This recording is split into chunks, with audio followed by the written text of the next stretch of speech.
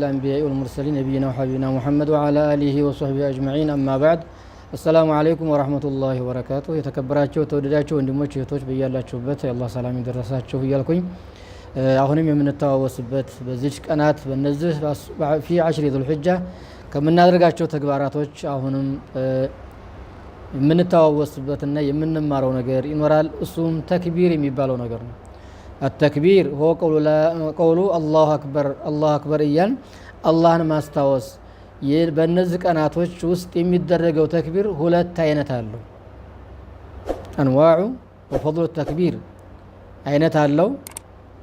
ፈضልም ደረጃው በሌላው ጊዜ ከምንለው የበለጠ የሚገኝበት ነገር ነው التكبير نوعان التكبير المطلق يبدأ من أول شهر ذي الحجة إلى آخر أيام التشريق አንደኛው የተክቢራ አይነት ሙጥለቅ ይባላል ጊዜ ገደብ ያልተደረገለት መነሻና መጨረሻ ብቻ አለው ذو الحجة አንድ ካለበት ቀን ማነው ጀምሮ እስከ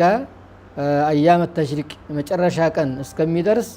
የሚደረገው ተክቢራ ይሄ ሙጥለቅ ይባላል ማለት ነው በየቦታው ሆነ በመስጂድ ሆነ በቤታችን በመንገድ ላይ ሆነን አላሁ አክበር የሚለውን ቃላት በመደጋገም ማነው መቆየት አስፈላጊ ነው ይሄ ተክቢራ ሙጥለቅ ገደብ ያልተደረገለት የሆነ